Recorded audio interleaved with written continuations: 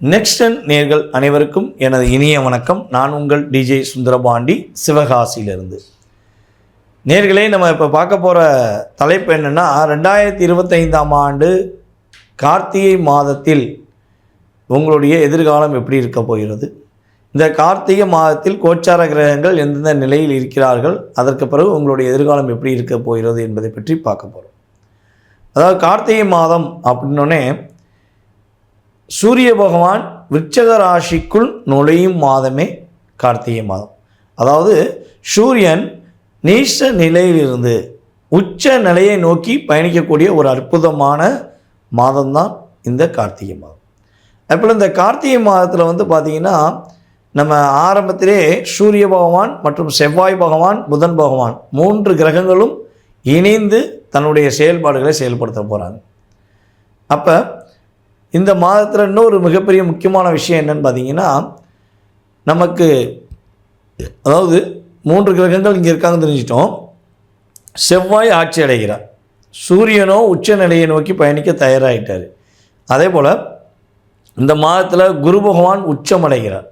நம்மளுடைய கடகராசியில் அதிசாரமாக அமர்ந்த குரு பகவான் உச்ச நிலையில் இருக்காருன்னு பார்க்குறோம்.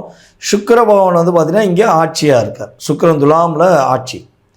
இந்த ராகு கேது என்று சொல்லக்கூடிய நிழல் கிரகங்கள், ராகு பகவான் கும்பராசியிலும் கேது பகவான் சிம்ம ராசியிலும் அமர்ந்திருக்கார்.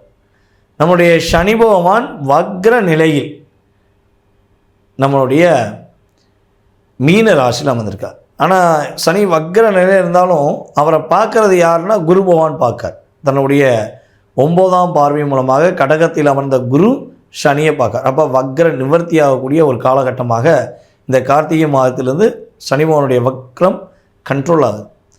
நம்ம குரு அதிசாரமாக இருந்து வக்ர நிலையை என்ன பண்ணுறாரு, கண்ட்ரோல் பண்ணுறார் அப்படிங்கிறத பார்க்குறோம். அப்போ இந்த கிரகங்கள்லாம் இப்படி இருக்கிறனால என்ன விஷயங்கள் நன்மை ஏற்படும்? பொதுவாகவே உலகியல் ரீதியாகவும் சரி, நம்மளுடைய அடிப்படை செயல்பாடுகளில் நிறைய மாற்றங்கள் ஏறும், நல்ல மாற்றங்கள் ஏற்படும். யார் யாரெல்லாம் இந்த விஷயத்தை செய்ய முடியல, நமக்கு அவ்வளோ திறமைகள் இருக்குது, அவ்வளோ செயல்பாடுகள் இருக்குது, தடையாகவே இருக்குது, நம்மளுடைய தனித்திறமையை கொண்டு வரணும், நம்மளுடைய வாழ்க்கையில் ஒரு நல்ல முன்னேற்றத்தை கொண்டு வரணும் அப்படின்னு எதிர்பார்க்குற அத்தனை விதமான நபர்களுக்கும் அத்தனை விதமான நல்ல நாடுகளுக்கும் நன்மைகளை அதிகமாக கொடுக்கக்கூடிய விஷயங்கள் ஏற்படும். மேலும் பார்த்திங்கன்னா, நான் தான் பெரிய ஆள், நான் தான் பெரிய விஷயம் அப்படின்னு நினைக்கிற மற்ற நாடுகளுக்கு, என்னை மீறி எதுவுமே செய்ய முடியாதுன்னு நினைக்கிற மற்ற நாடுகளுக்கு ஒரு சரியான பாடத்தை புகட்டக்கூடிய அளவுக்கு சின்ன சின்ன நாடுகள் கூட மற்ற நாடுகளுடன் இணைந்து ஒரு என்ன சொல்லணும்னா, ஒரு எடுத்துக்காட்டாக ஒரு மிகப்பெரிய ஒரு என்ன சொல்லணும்னா பிரம்மாண்டத்தை உருவாக்கக்கூடிய அளவுக்கு நாங்கள்லாம் ஒன்றிணைந்தால் ஒன்றால் ஒன்றும் செய்ய முடியாது அப்படிங்கிற வார்த்தையை உபயோகப்படுத்துகிற அளவுக்கு தன்னுடைய திறமையை வெளிக்கொண்டு வெற்றி பெறப்போகக்கூடிய ஒரு அற்புதமான மாதமாக எடுத்துக்கொள்ளலாம். இன்னொரு விஷயம் பார்த்திங்கன்னா, இந்த கார்த்திகை மாதம் அப்படின்னோடனே எல்லா நாடுகள்லையுமே, எல்லா மாநிலத்திலையுமே, எல்லா ஊர்கள்லையுமே ஒலிக்கக்கூடிய ஒரே ஒரு வார்த்தை, எங்கேயா கேட்காமல் இருக்க முடியுமானா இருக்கவே முடியாது. சுவாமியே சரணமையப்பா, வெற்றிவேல் முருகனுக்கு அரோகரா என்ற வார்த்தை ஒலித்து கொண்டே இருக்கும். இந்த வார்த்தை நம்மளுடைய அத்தனை விதமான உணர்வுகளிலும், நம்மளுடைய உணர்வுகள் எல்லாமே ஒரு வைப்ரேஷன் கொடுக்கும், நல்ல ஒரு வைப்ரேஷன். அப்படியே முடியாதுன்னு நினைக்கிறவங்க கூட சாதாரணமாக நம்ம வாழ்க்கை அவ்வளோதான் அப்படின்னு நினச்சிக்கிருப்பாங்க மனசில்.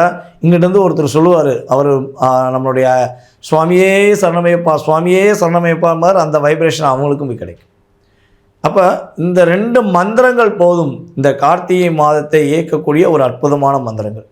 சபரிமலை ஐயனும் நம்மளுடைய ஆறுபடை முருகனும் 2 பேரும் இந்த மாதத்தில் மிகப்பெரிய அற்புதங்களை நம்முடைய அனைத்து விதமான ராசி நேயர்களுக்கும் கொடுத்து மகிழ்ச்சிகளை அதிகமாக கொடுக்க போகிறாங்க.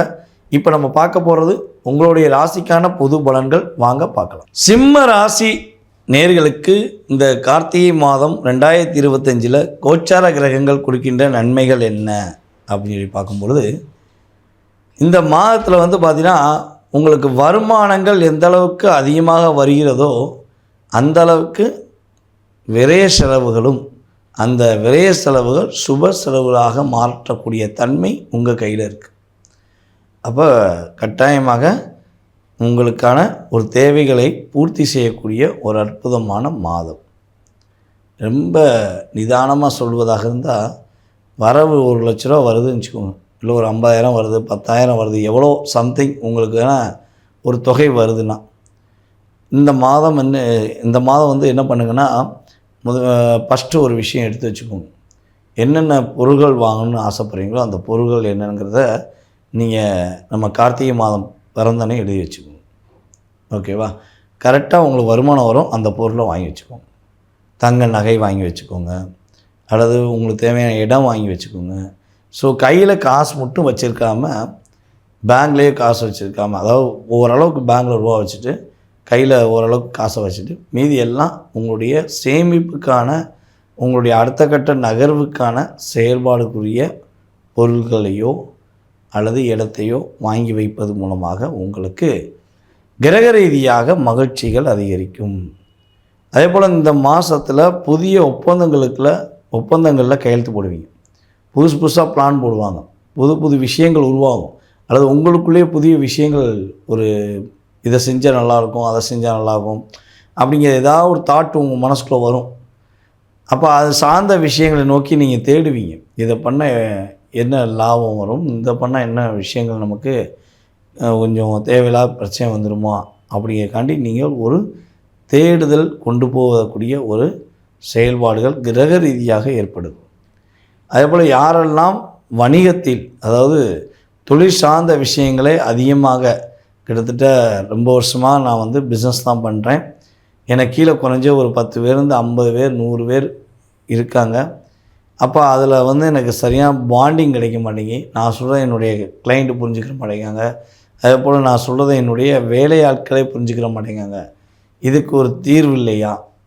நான் ரொம்ப டிப்ரெஷனில் இருக்கேன், இதுக்கு ஒரு சரியான பாதை வேண்டும் என எதிர்பார்க்குற அன்பார்ந்த சிம்ம ராசி என்பவர்களுக்கு இந்த மாதம் உங்களுடைய திறமைக்கேற்ற மதிப்பு கிடைக்கக்கூடிய ஒரு அற்புதமான மாதம். மேலும் உங்களுடைய வருமானம் அதிகரிக்கும், மன அழுத்தங்கள் குறையும். ஏன்னா கேது வந்து உட்கார்ந்துருக்காரு ராசியில். அப்போ கிட்டத்தட்ட வந்து பார்த்திங்கன்னா, இப்போ ஒரு மே 2025 கொஞ்சம் அதிகமாக மன அழுத்தம் வருது. முன்னாடியாச்சும் சொன்னப்புறம் பிரச்சனை, ஏதாவது வார்த்தையை வெளியே விட்டுட்டா பிரச்சனை, இப்போ மனசுக்குள்ளேயே வச்சுருக்கதே பிரச்சனையாக இருக்குது. அப்போ எதையுமே ஃபேஸ் பண்ண முடியல. இதை வெளிப்படையாக சொல்லணும், தப்பாக எடுப்பாங்களோ, சரியாக எடுப்பாங்களோ, புரிஞ்சுக்கிடுவாங்களா, நம்மளை கேர் பண்ணுவாங்களாங்கிற ஏகப்பட்ட குழப்பங்கள், கவலைகள் கடந்த காலங்களில் உங்களுக்கு இருந்திருக்கலாம். அப்போ அந்த கவலை, குழப்பம், கஷ்டம் என்று சொல்லக்கூடிய வார்த்தைகளை தூக்கி எறிஞ்சிட்டு, உங்கள் உள் மனசு, ஆழ் மனசு என்ன சொல்கிறதோ அதை சரியான முறையில் நீங்கள் பயன்படுத்தும் பொழுது உங்களுக்கு இந்த கார்த்திகை மாதம் முதல் வாழ்க்கையில் ரொம்ப ரொம்ப நல்ல விஷயங்கள், ரொம்ப ரொம்ப அற்புதமான விஷயங்கள் நடைபெறுவதற்கான வாய்ப்புகள் உண்டு. இப்போ மன அழுத்தம் இல்லைனாலே மனிதர்களாகிய நாம் எதனால் செய்ய முடியும்? எப்பவுமே ஒரு பறக்க தெரியும் உங்களுக்கு, பறக்க முடியாத அளவுக்கு ஒரு கூண்டுக்குள்ளே அடைச்சி வச்சுட்டு எங்கே பறப்போம்னா எங்கே பறக்க முடியும்? அதே மாதிரி தான் உங்கள் வாழ்க்கை. உங்களை லாக் பண்ணி வச்சுட்டு ஒன்றால் முடியலன்னு சொல்லியிருக்காங்க. ஆனால் உங்களாலேயும் முடியும், உங்களால் மட்டும்தான் அந்த வேலையை செய்ய முடியும் என்ற வார்த்தையை பயன்படுத்தக்கூடிய அளவுக்கு கிரகங்கள் உங்களுக்கு சாதகமாக இருக்கின்றன. மேலும் இந்த மாதத்தில் வந்து பார்த்திங்கன்னா, நம்முடைய சிம்ம ராசி அன்பர்கள் எந்த விஷயங்களில் கவனமாக இருக்கணும் அப்படின்னா, உங்களுடைய ராசியின் அதிபதியான சூரியன் 4ஆம் இடத்துல செவ்வாயுடன் சேர்ந்து அமர்ந்திருக்கிறார். அப்போ உங்களுடைய அம்மாவின் உடல் ஆரோக்கியம் சம்மந்தப்பட்ட விஷயங்களில் கொஞ்சம் கேரிங்காக கவனமாக, அவங்க என்ன பண்ணுது, எப்படி இருக்காங்க, என்ன செய்கிறாங்க அப்படிங்கிற கரெக்டாக செக் பண்ணிட்டீங்கன்னா எந்த ஒரு பாதிப்பும் கிடையாது. நல்ல எதிர்கால வாழ்க்கை சூப்பராக இருக்கும்போது. அதனால் இப்போ வர்ற சின்ன சின்ன விஷயங்களையோ சின்ன சின்ன பிரச்சனையை கண்டு நீங்கள் பயப்பட வேண்டாம். இந்த மாதம் நீங்கள் வழிபாடு செய்ய வேண்டிய கோவில் அப்படின்னு பார்த்தீங்கன்னா, சிவன் கோயிலுக்கு எந்த அளவுக்கு ஞாயிற்றுக்கிழமை உங்களால் போயிட்டு வர முடியுதோ, நீங்கள் ஞாயிற்றுக்கிழமை போயிட்டு வரும்போது எதிர்பாராத நல்ல மாற்றங்களும், எதிர்பார்க்கக்கூடிய மிகப்பெரிய நல்ல விஷயங்களும் செயல்படுவதற்கான பாக்கியம் உண்டாகப் போகிறது என்பது நிதர்சனமான உண்மை.